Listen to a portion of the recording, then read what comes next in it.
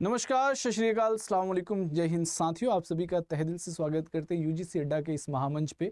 आज के इस सेशंस में खास तौर से हम जो बात करने वाले हैं, जो कि बहुत इंपॉर्टेंट है, हमारा एक्सपेक्टेड कट ऑफ क्या जाएगा।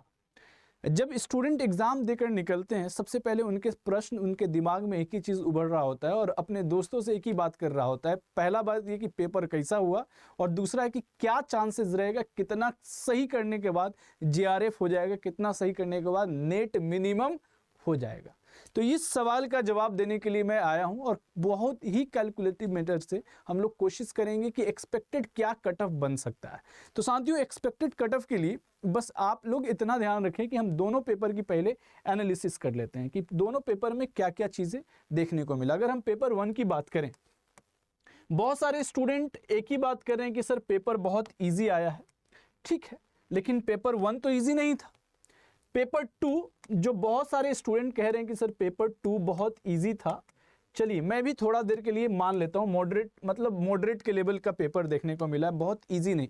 जब इजी होता है तो प्रॉब्लम ज़्यादा होता है, इजी होता है तो ज़्यादा क्वेश्चंस गलत होने की चांसेस होता है, क्योंकि हड़बड़ा कर स्टूडेंट अक्सर गड़बड़ करते हैं। इसमें से बहुत सारे कैंडिडेट ऐसे होंगे जो हड़बड़ी में कुछ क्वेश्चंस गलत करके आए, जबकि पता था फिर भी। ऐसे बहुत सारे कमेंट्स और बहुत सारे ऐसे स्टूडेंट्स होंगे भी। पेपर 1 की अगर हम बात करें, 50 क्वेश्चंस की अगर हम बात करते हैं, जिनमें से जो लेवल जो मुझे दिखा वो है मॉडरेट टू हाई। और मॉडरेट टू हाई में मैं अगर बात आप लोगों से करूं कि मॉडरेट टू हाई में अगर क्वेश्चंस की कंप्लीट एनालिसिस, तो मैं एक्सपेक्टेशन जैसे कम्युनिकेशन फंसाया, आईसीटी के क्वेश्चंस के लेवल अच्छे थे, डीआई जो है बहुत कैलकुलेटिव था।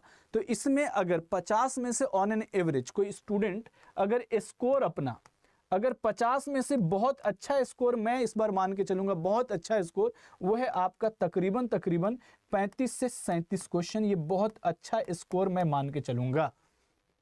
कोई स्टूडेंट है जो स्कोर यहाँ पे आपने किया है, ये अनरिजर्व्ड के लिए हम कह रहे हैं, जनरल कैटेगरी वालों के लिए ये बहुत अच्छा स्कोर है, गड़बड़ नहीं है। ठीक है, रही बात दूसरे स्टूडेंट्स जो ओबीसी हैं, और उनके लिए अगर हम बात करें 32 से 35 मैं मान के चलता हूँ ओबीसी, और बाकी और भी जो कैटेगरी हैं वो 30 के आसपास में, 30 से कम नहीं एक्सपेक्टेशन रखता हूं मैं कि 30 से कम रहेगा तो दिक्कत आ सकता है कि ओवरऑल में। ये आपके पेपर 1 का स्कोर ऑन एन एवरेज बता रहा हूं मैं। पेपर 2 जो कि 100 आपका पर्टिकुलर जो है 100 क्वेश्चंस का होता है। एग्जांपल के तौर पे अगर हम बात करें हिस्ट्री की, अगर हम बात करें या कोई भी सब्जेक्ट, हिस्ट्री हो या इंग्लिश हो या फिजिकल एजुकेशन हो, ज्योग्राफी हो, कॉमर्स हो, या कोई भी क्लास की बात करें, अगर 100 क्वेश्चन है, 100 क्वेश्चन में एक स्टैंडर्ड जो मैं स्कोर मान के चलता हूं, जैसे क्वेश्चंस के बारे में बताया कि सर इजी टू मॉडरेट था। अगर मैं देखूं तो मॉडरेट और इजी तो सबके लिए रहा होगा, ये सबके लिए बराबर है ना। अगर सबके लिए बराबर है तो उस कंडीशन में अगर हम बात करें कि मिनिमम जब क्वेश्चन कितनों भी इजी होगा यूजीसी नेट का, तो आप बहुत अच्छा स्कोर किए होंगे, तो बहुत सारे स्टूडेंट ऐसे होंगे जो 65 करके आया होगा, 100 में से 65। कुछ स्टूडेंट ऐसे होंगे जो अप्रॉक्सीमेटली, जैसे मैं अगर इस क्वेश्चंस में देखूं तो बहुत सारा इजी जब क्वेश्चन हुआ तो थोड़ा अच्छा स्कोर करके आओगे, और इस बार चांसेस ये भी है कि 6% ही आपका रिजल्ट बनता है, और 6% रिजल्ट में आपका कट ऑफ ज़्यादा जाने की चांसेस है। तो मैं ये 65 जो है नॉर्मली ओबीसी का मान के चल रहा हूँ, 62 से 65 ओबीसी का अगर मैं मान के चलूँ।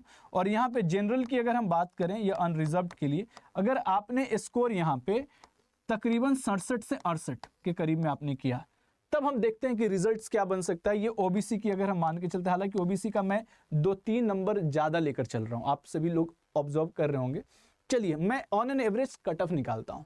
कट ऑफ की बात करते हैं बहुत शॉर्टकट तरीके से कि अगर इतने मार्क्स आ रहे हैं, इतने क्वेश्चंस आप सही कर रहे हैं, तो आपकी क्या चांसेस हैं एग्जाम में, मतलब आपका रिजल्ट बनने में।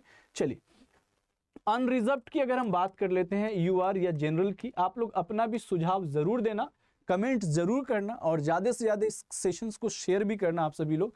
अनरिजर्व्ड की अगर हम बात करें, जैसे अभी थोड़ी देर पहले हमने कहा था कि पेपर 1 की, पेपर 1 में अगर हम मैक्सिमम मान के चलते हैं 37 मार्क्स, पेपर 1 37 P1 लिख देते हैं। पेपर 2 में हमने क्या मान के चला था, पेपर 2 में जनरल का 67 क्वेश्चन।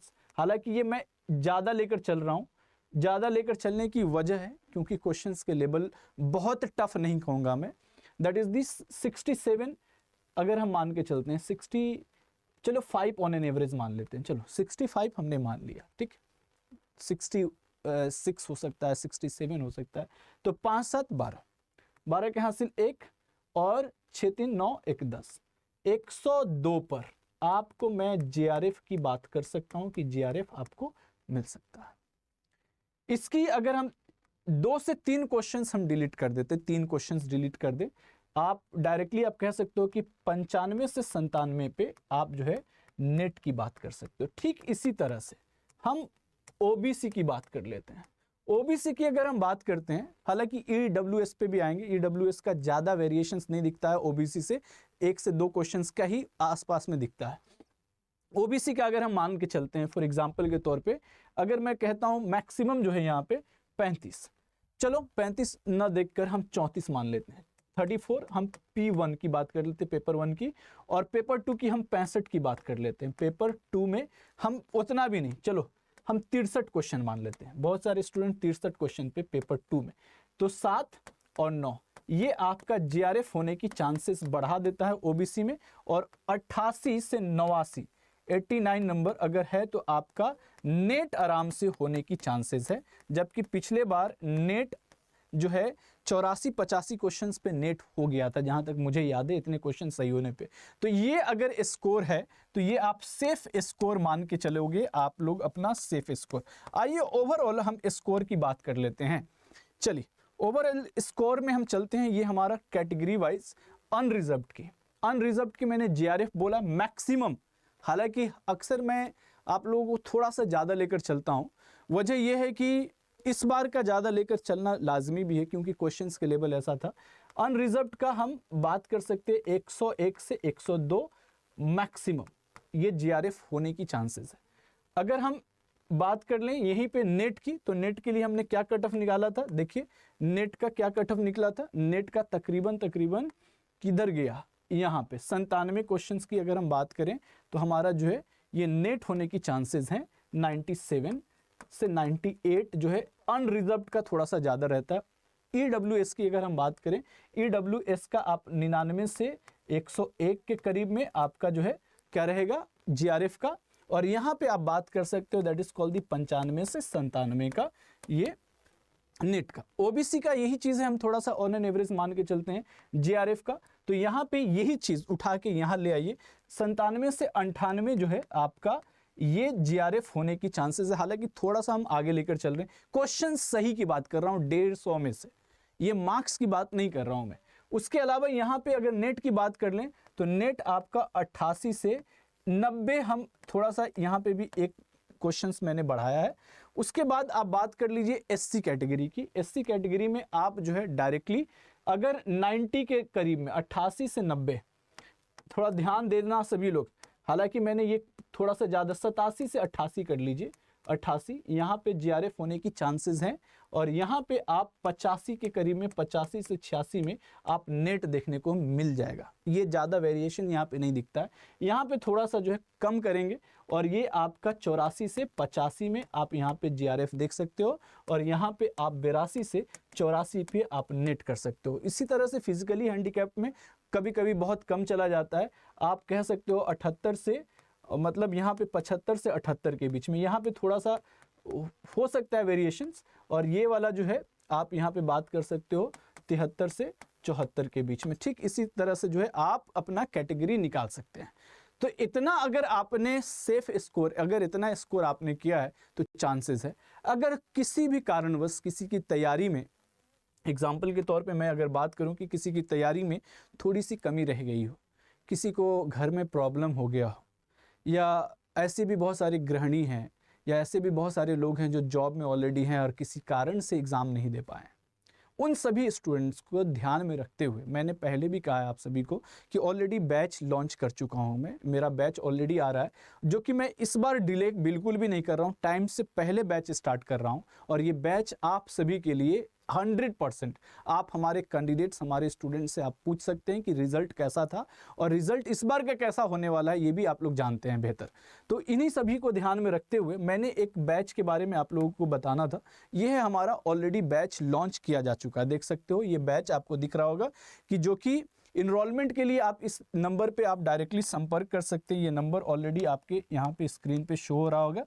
या ये आपका मेगा पैक के बारे में थोड़ा सा मैं आपको मेगा पैक समझा देता हूँ। बहुत सारे कैंडिडेट को मेगा पैक का आइडिया नहीं रहता। तो मेगा पैक में क्या होता है, पेपर 1 और पेपर 2 दोनों होते हैं। इसका मतलब ये कॉम्बो है 150 क्वेश्चंस का। इसमें क्या होता है कि टीम कई लोग मिलके आपको पढ़ाते हैं। और पेपर 2 जैसे इतिहास है, इसमें मैं अकेला आपको पूरा के पूरा 12 यूनिट, हालांकि लोग अक्सर कहते हैं इतिहास में कि सर 10 ही यूनिट होता है, लेकिन मैं हिस्ट्रियोग्राफी या सिनेमेटोग्राफी से रिलेटेड, इस बार सिनेमा से क्वेश्चंस नहीं देखने को मिला है, ये बड़ा ही शॉकिंग था। हिस्ट्रियोग्राफी में भी एनएल्स स्कूल वगैरह से बारे में थोड़ा सा पूछ लिया, EH कार के स्टेटमेंट से रिलेटेड क्वेश्चंस थे इस बार। तो इन सबको थोड़ा सा ध्यान में रखते हुए हम चलते हैं इस मेगा पैक के बारे में। थोड़ा सा आप लोग जान लीजिए कि करना क्या है, कैसे आप इनरोल ले सकते हैं हमारे बैच में। हमारे बैच में इनरोलमेंट लेने के लिए आपको या तो लिंक मिल जाएगा नीचे, और या आप अड्डा 247 ऐसे सर्च कर सकते हैं। ऐसा जब सर्च करेंगे तो ये आपको इंटरफेस दिखेगा। इस इंटरफेस में इंटर करेंगे तो ऐसा इंटरफेस मिलेगा। ऑल कोर्सेज में जब इंटर कीजिएगा आप, तो आपको दिखने को मिलेगा कि sir railway teaching UPSC and UGC. UGC में जैसे इंटर करते हैं, आपको कहीं पे इतिहास दिख रहा है, देखिए तो यहाँ पे दिख रहा है सर जी। इतिहास के सेशंस में आप चलें तो ये हमारा ये बैचेस हैं, पेपर 1, ये पेपर 2, और पेपर 1 और पेपर 2 दोनों एक साथ में। पेपर 1 और पेपर 2 ज़्यादा कोशिश करना है कि बच्चे इस क्लास में लें। और अगर किसी का, बहुत सारे ऐसे कैंडिडेट होते हैं सर पेपर 1 तो मैं कर लूँगा, मेरे पास किताब है, मेरे पास नोट्स है, या मैं भी हेल्प कर देता हूँ बहुत सारे कैंडिडेट्स को। तो इसके लिए क्या करना है, जैसे 7100 रुपया के कोर्स दिख रहा है, आप अगर सस्ता थोड़ा सा और मिल जाए तो ज़्यादा बेहतर है। तो Y628 Y628 कोड मैंने यहाँ पे अप्लाई किया, ये मेरा पर्सनल कोड है। इस कोड का अप्लाई करेंगे, आप 6500 रुपया में इस कोर्स में इनरोलमेंट ले सकते हैं। इससे भी कभी कभी सस्ता हो जाता है, वो ऑफर के समय में, कभी एग्जाम के मतलब कहते हैं ना मंथ एंड में जो है आपको देखने को मिलेगा, कुछ जब त्यौहार होता है तब पर भी आपको मिल जाता है। तो ये आप इनरोलमेंट कर सकते हैं। कोशिश करें कि जितना जल्द से जल्द इनरोलमेंट ले लें ताकि आपका छूटे नहीं कोई भी चीज़ें। ये पेपर 1 पेपर 2 की कॉम्बो है एक साथ में। अब रही बात बहुत सारे कैंडिडेट की, सर पेपर 1 हमको नहीं चाहिए, आपका सिर्फ इतिहास का बैच में हमको इनरोलमेंट चाहिए। तो हिस्ट्री के बैच जो कि जून वाला आ रहा है, इसमें आप बाई में जैसे ही जाएंगे तो आप देखिए यहाँ पे कोड इस्तेमाल कर सकते हैं Y628 Y628 कोड अप्लाई किया, और ये आपको 4700 रुपया में ये कोर्स मिल जाएगा। ये कोड के इस्तेमाल से देख लो एक बार सभी लोग, कोड क्या है बउआ, ये है Y628 कोड का इस्तेमाल करके आपको ये कोर्स मिल जाएगा। ज़्यादा से ज़्यादा कोशिश करें इनरोलमेंट करने की, वक्त कम है, समय रहते हुए इनरोलमेंट ले लें, और ताकि समय पे आप कनेक्ट हो पाए हमारे साथ। तो साथियों, आप लोगों से भी सविनय निवेदन है कि एक्सपेक्टेशंस क्या रहेगा, क्या कट ऑफ हो सकता है, एक बार सभी लोग कमेंट करके बताएं। आपको क्या लगता है कि एक्सपेक्टेड कट ऑफ क्या होनी चाहिए? थोड़ा सा आप लोग का भी राय होना ज़रूरी है। हम स्वतंत्र हैं अपनी बातों को रखने के लिए, आपको जो आइडिया लगता है आप भी बताएं, और ज़्यादा से ज़्यादा कोशिश करें सेशंस को अपने दोस्तों में शेयर करने के लिए। इसी के साथ आज की सेशन में अलविदा लेता हूँ। धन्यवाद साथियों, जय हिंद, जय भारत साथियों।